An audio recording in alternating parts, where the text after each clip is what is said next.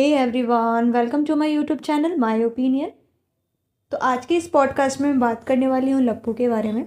कल लप्पू की लाइव आई थी और लाइव में बैठ करके वो बहुत सारे चैनल को स्ट्राइक दे रहा था।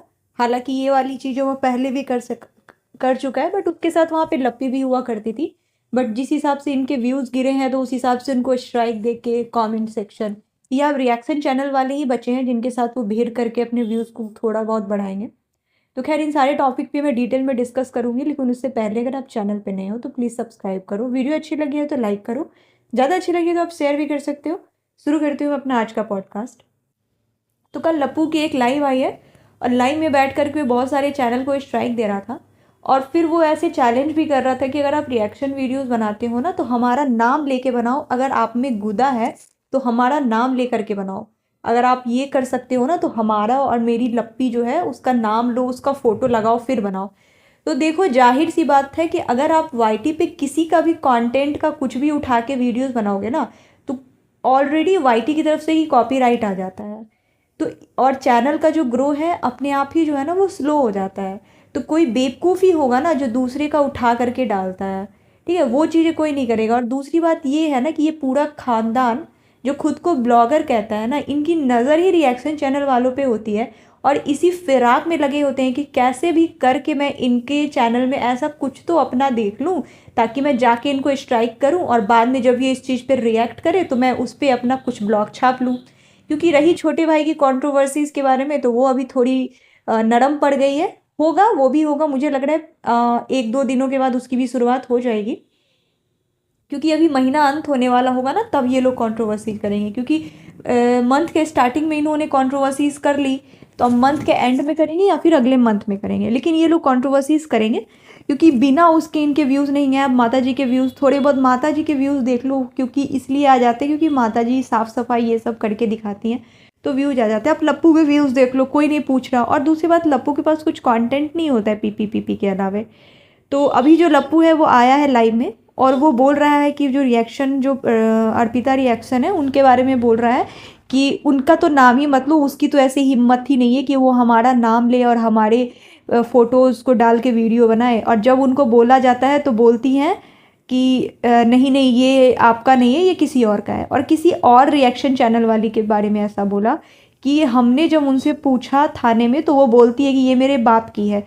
तो अगर ये उसके फादर की है तो ठीक है, या फिर मुझे वो अपना बाप मानती है तो ठीक है, मुझे कोई दिक्कत नहीं है।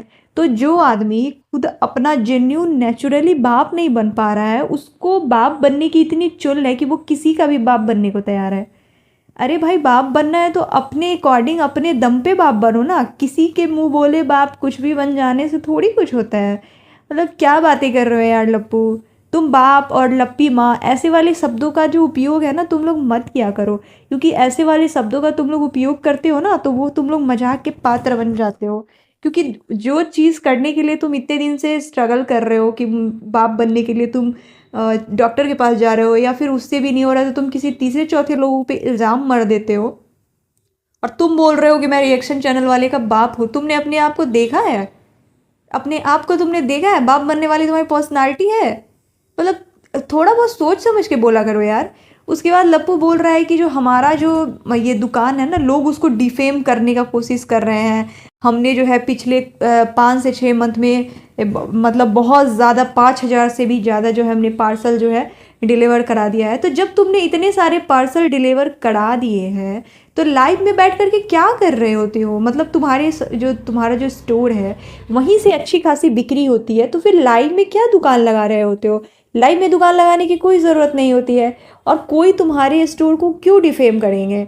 हाँ, अभी जो स्टोर डिफेमेशन वाली बात हो रही है तो वो अगर कोई तुम्हारा कॉम्पिटिटर होगा जो खुद भी साड़ी की दुकान लगा रहा होगा तो वो तो करेगा ही, वो तो नॉर्मल है। उसके लिए यहाँ पे वाईटी पे आगे रोने की क्या ज़रूरत है?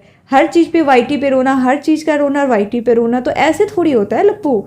अब देखो, अब तुम्हारे पास इतना गुदा होना चाहिए कि तुम सामने वाले दुकानदार को जो है टैकल कर पाओ, उसको बीट कर पाओ। इसके लिए तुम्हारे पास गुदा होना चाहिए लप्पू।